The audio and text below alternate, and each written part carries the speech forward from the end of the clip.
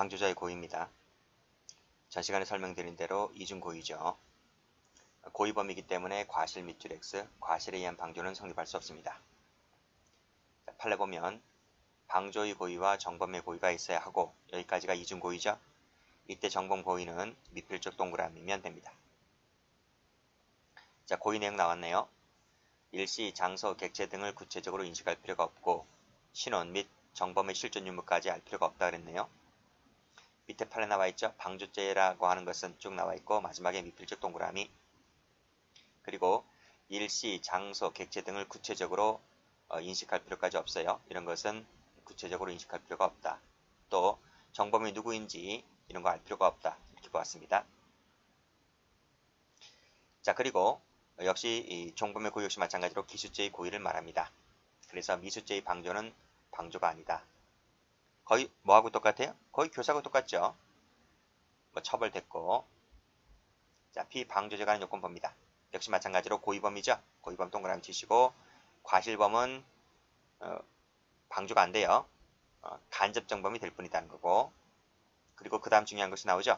종범이 성립하려면 종범과 정범 사이의 의사가 일치할 필요가 없어요. 따라서 빨간색으로 편면적 방조도 가능하다는 것이 중요합니다. 별표 쳐보시고. 그래서 예를 한번 보시면 갑은 사이가 좋지 않은 을의 집에 도둑이 든 것을 보고 망을 보아주었는데 정작 도둑은 망을 보아주었는데 정작 도둑은 그 갑의 행위를 알지 못했다라고 했을 때도 갑은 절도죄의 방조가 될 수 있는 거거든요. 자, 밑에 판례 별표. 자, 본래 방조범은 종범으로서 정범 동그라미 존재를 전제한다. 그쵸? 공범 종속성설이라고 했습니다. 이러한 논리는 빨간색으로 편면적 종범 동그라미 치시고 그 이론이 같다는 거예요. 이론이 같단 말이 무슨 말이죠? 정범의 존재를 전제한다고요. 그 말은 실행에 착수가 있어야 한다.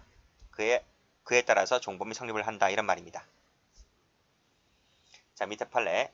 정범의 존재를 전제하는 것이므로 정범 동그라미 이 행위가 있어야 됩니다. 이 행위가 없다면 방조죄만이 성립할 수가 없는 거예요. 공범 종속성설 가로 열고 이퀄 공범 종속성설 이렇게 필기하시면 되겠네요. 자, 밑에 병원 원장인 피고인 갑 등이 무슨 행위로 방조하였다는 내용으로 기소된 사안이었는데 여기까지 사실관계죠. 그쵸? 그 다음 어떻게 되어 있습니까?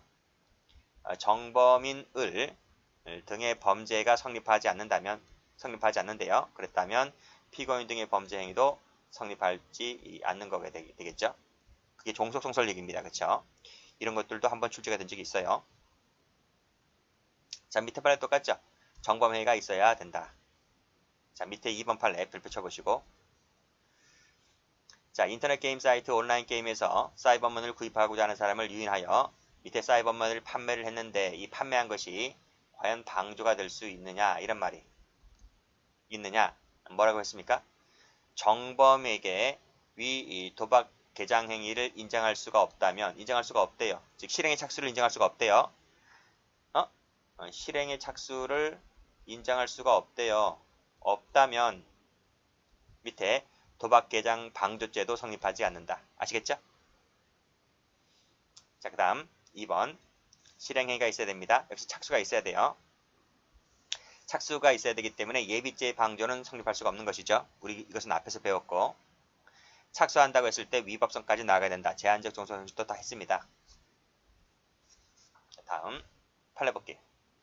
정범이 사기 방법으로 병사용 진단서를 발급받아 관할 병무청에 제출해야 되는데 이 제출이 바로 뭐예요? 착수죠. 실행의 착수. 그런데 밑에 이르지 아니하였기 때문에 착수 단계에 없기 때문에 밑에 줄 보시면 착수한 것으로 볼 수 없기 때문에 그와 같은 정범의 사유행위를 방조했다라고 볼 수가 없는 거죠. 그것은 무죄가 됩니다. 처벌범입니다. 필요적 감경이다 그랬습니다. 감경이라고 하는 것은 법정형을 말한다고 하는 것도 교사범과 똑같고요. 자, 밑에 판례. 빨간색으로 법정형을 감경한다는 얘기다. 따라서 선고형을 말하는 것이 아닙니다. 선고형 밑줄에 긋으시고 X. 선고형이 정범보다 가볍지 않다 하더라도 위법이인이라고는 할 수가 없다는 겁니다. 왜? 선고형을 말하는 것이 아니기 때문에. 자, 보충관계 있다는 걸 읽어보시고요. 그다음 착오 문제네요. 착오 문제를 보시게 되면 어디가 시험에 나오는가 하면 역시 이겁니다. 구치상격살 착오. 적개가 있고 초과가 있는데 여러분들은 요 2번을 잘 받으시면 돼요. 자, 질적 초과가 있고 양적 초과가 있죠. 자, 지금부터는 노트 펴봅니다. 노트 79페이지. 자, A가 어떠한 범죄를 방조했어요. 근데 B가 그 범죄로 실행해 나가야 되는데 이 방조한 것과 실행한 것이 달라요. 다르다. 그것을 착오라고 한다 그랬습니다.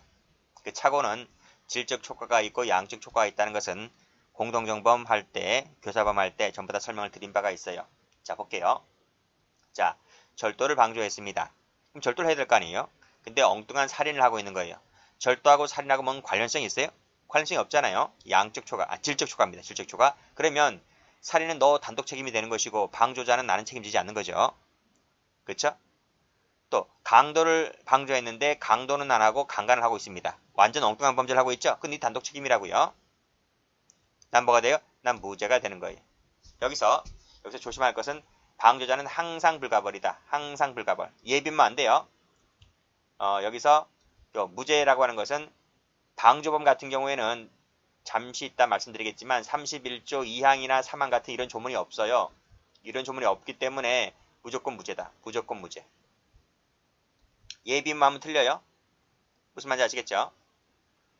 자, 보여드릴까요? 다시 한번 봅니다. 기본서. 질적 초과는 책임을 지지 않는다. 기도된 방조라는 조문 자체도 없기 때문에 항상 불가벌이다. 빨간색으로 항상 불가벌 미출자 끝이고. 얘는 검찰증만 읽어보시고요.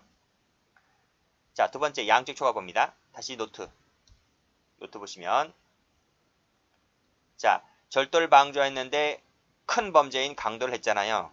상해를 방조했는데 큰 범죄인 살인을 방조했잖아요. 그러면 똑같습니다. 공동정범, 교사범, 방조범 똑같이 원칙적으로 방조한 범죄의 방조만 되는 거예요. 다만 예외적으로 초과한 부분에 대해서 예견이 가능했다면 결과적가중범의 방조는 가능합니다. 똑같죠? 교사범이랑? 자, 다시 한번 교조해 볼게요. 자, 양측 초과 나와 있죠? 원칙과 예외 나와 있고요. 결과적가중범 얘기 나와 있습니다. 이 예외를 잘 봐두시면 됩니다. 자, 그러면 판례 볼게요. 이 판례 별표. 무지 중요한 판례입니다. 방조자의 인식과 정범의 실행 간의 착오가 있다. 근데 양자가 구성요건을 달리한다 그랬습니다. 조문을 달리한대요. 그럼 이것이 양적 초과입니까? 질적 초과입니까? 조문이 다르대요. 양적 초과, 질적 초과. 질적 초과, 양적 초과인지 아직까지 몰라요. 질적 초과도 조문이 다르고 양적 초과도 조문이 다르잖아요. 그렇죠? 아직까지 모른다고요. 근데 가만히 보니까 밑에 보니까 중첩되는 부분이 있대요. 뭔가 겹쳐지는 부분이 있다는 거예요. 겹쳐지는 부분이 있다라고 했을 때 그건 질적 초과입니까? 양적 초과입니까? 질적 초과는 겹쳐지는 부분이 전혀 없어요. 특권만큼도. 양적 초과는 겹쳐지는 부분이 있잖아요. 그렇죠? 그래서 이 중첩되는 부분이 있다는 것은 곧 무슨 걸 말하고 있는 것이다? 이것은 가로 열고 양적 초과를 말하고 있는 것이다. 그랬을 때는 빨간색으로 중첩되는 한도 내에서 책임지면 된다. 이런 말이에요. 무슨 말인지 아시겠죠? 그래서 예를 한번 가보시게 되면 절도를 방조했는데 강도를 했다라고 했을 때 중첩되는 부분이 어디 있어? 절도가 중첩되잖아요. 그렇죠? 절도죄 종범이 되는 거예요. 상해를 방조했는데 살인했다라고 했을 때 중첩되는 부분이 어디입니까? 상해지 않습니까? 상해죄의 방조만 되는 거예요. 무슨 말인지 아시겠죠? 자, 강목교육 사건 가볼게요. 자, 이것은 사실관계부터 먼저 읽어볼게요. 부와 을, 병과 함께 술을 마신 갑은 병이란 놈이 취중에 남의 자동차를 손괴하고 이를 꾸짖습니다. 상병이. 을에게 무례한 행동을 하자 병장이 봤을 때 골 때리잖아요. 그쵸? 그래서 교육시킨다는 정도로 가볍게 생각하고 강목을 건네주었다. 근데 이 사람이 상병이 야를 때려가지고 죽여버렸어. 폭행치사하게 하였다는 겁니다. 이때 갑과 을의 지금 뭘까요? 을은 폭행죄의 고의를 때렸는데 치사하게 했기 때문에 을은 뭐가 되죠? 폭행치사가 되죠. 적어볼까? 갑이 있잖아요. 을이 있고 병이 있네요. 그쵸? 갑이 을에게 강목을 건네줍니다. 응? 무슨 고의로? 교육시켜준다는 가볍게 생각했다는 말은 폭행죄의 고의입니다. 폭행죄를 방조했다는 거지. 그쵸? 그래서 을이 폭행 결심을 하고 있는 사람인데 폭행죄의 고의가 있는 애인데 이게 먼저 있죠. 고의가 먼저 있죠. 그리고 나서 갑이 폭행을 방조했다는 의미로 해서 강목을 건네줍니다. 그쵸? 이 사람이 폭행했다는 거죠. 이게 3번이죠. 근데 얘가 죽었어. 사망했어. 이해되시겠죠? 이랬을 때 을은 무슨 죄가 됩니까? 적어놨잖아. 폭행치사죄가 된다고. 자, 그랬을 때 갑이 강목을 건네준다고 했을 때 을이 이걸 야를 때려서 사망에 이르게 할 수 있다는 점에 대해서 여기에 대해서 예견이 가능합니까? 정상적인 여러분이 봤을 때 예견이 가능해요? 예견할 수 없잖아요. 교육시킨다는 정도로 가볍게 생각하는 사람에게 무슨 예견이 가능해요? 그래서 뭐가 됩니까? 폭행죄의 방조범 밖에 안 돼요. 무슨 말인지 아시죠? 자, 그래서 판결로지 보시게 되면 예견 가능성이 없다고요. 그래서 폭행죄의 방조만 될 뿐이다. 폭행치사하면 틀려요. 됐습니까? 됐고, 그 다음 관련 문제 보겠습니다. 방조 가능합니다.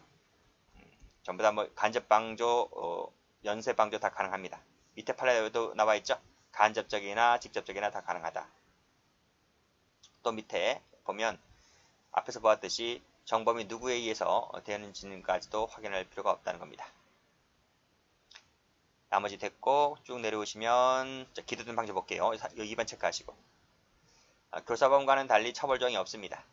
그래서 언제나 불가벌이다. 31조 2항 같은 31조 2항 3항 같은 조문이 방조 자체는 없기 때문에 항상 불가벌이다.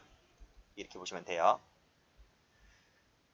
자, 교사범하고 종범의 차이가 있는데 같은 점도 있고 다른 점도 있는데 여기서는 이 색깔칠한 부분이 차이가 있어요.